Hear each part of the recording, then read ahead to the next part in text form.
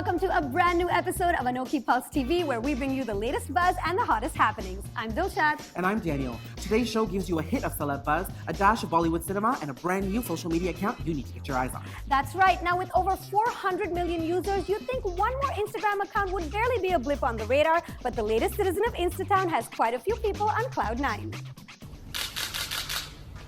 With that ceremonious click, Pope Francis inaugurated his new Instagram account, and like any social media savvy celeb, he made sure to post about it on Twitter, having joined that platform back in 2013. Of course, as on Twitter, the Instagram account under the handle Franciscus will also be run by the social media department of the Vatican Secretariat for Communications. But that was no deterrent to the devout who flocked to follow him en masse, 100,000 in the first hour and 1 million followers in less than 12 hours, the fastest in history, breaking the previous record of 24 hours held by none other than David Beckham. How is this even possible? Now he has a long way to go before competing with Instagram's high priestess Selena Gomez.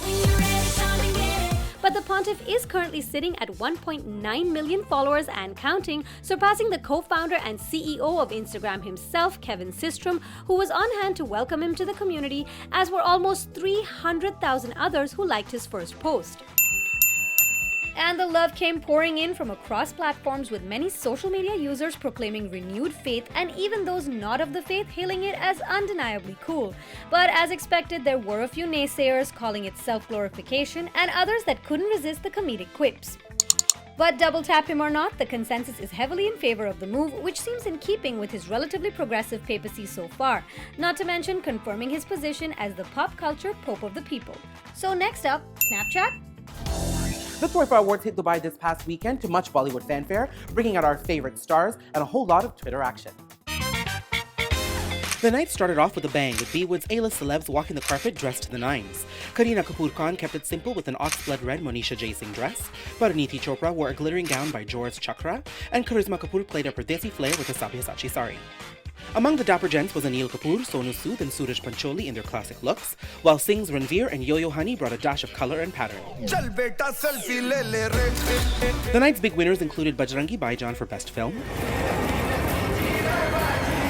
while Bajra Mastani won Best Director for Sanjay Leela Bhansali, Best Actor for Ranveer Singh, and Best Supporting Actress for Priyanka Chopra.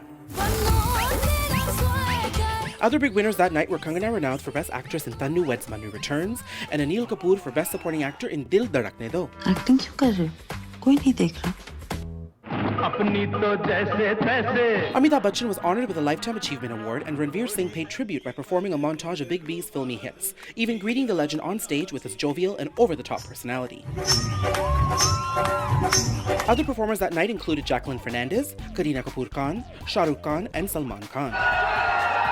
In fact, the two Badshahs of Bollywood were rumored to be at odds with one another again after Salman's 50th birthday bash. But leaked rehearsal photos at TOIFA sent Twitter on fire, only proving that these two Khans are brothers on screen and definitely friends off. Sorry, no drama here, folks. TOIFA continued to trend on Twitter for more reasons than its awards. Ranveer and Deepika won the night's Best Jodi Award for their work in Bajra Mastani. While the two are rumored to be an item off-screen, Singh let the cat out of the bag and referred to Deepika as his better half during his acceptance speech. Kareena Kapoor Khan teased the actor on stage, saying he's got a great beauty by his own side, which prompted Ranveer to blush and declare, "With the most beautiful woman by my side, I can conquer the world." Sounds like a love confession to us, don't you think?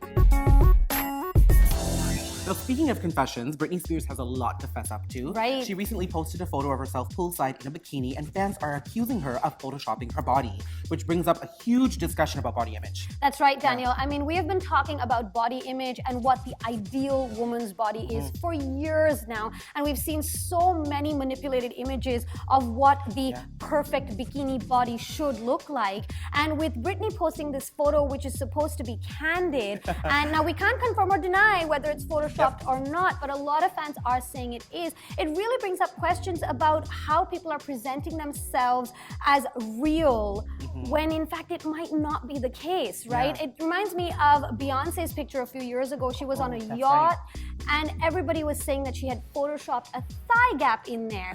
So once again, coming to these images that are supposed to be candid but are really quite altered. Now, what's funny about these examples to me is that these two women, Beyonce and Britney, in real life are considered to be of the ideal body type. Right. So it just baffles me that there's all these manipulated images of them going out there furthering this distorted view of what the female body should be like. Exactly, right. And I know Kareena Kapoor Khan recently had a situation like that too.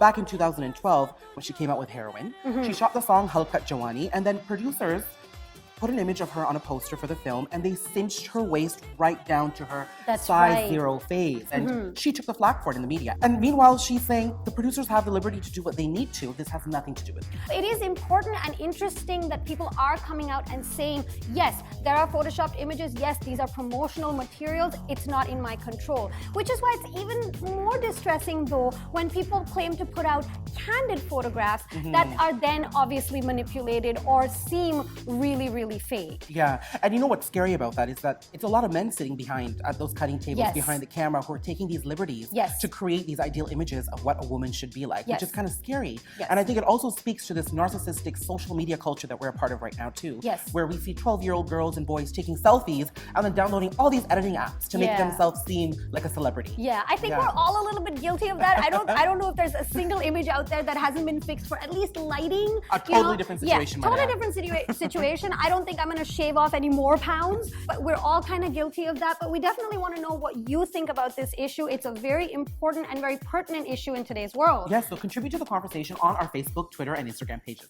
That's right. That's it from us. Ta-ta till next time. Ciao. Don't forget to stay in the loop for your weekly dose of entertainment glitz and glam with ANOKHI Pulse TV. And be sure to subscribe to our channel for exclusive access to all that's happening behind the velvet rope.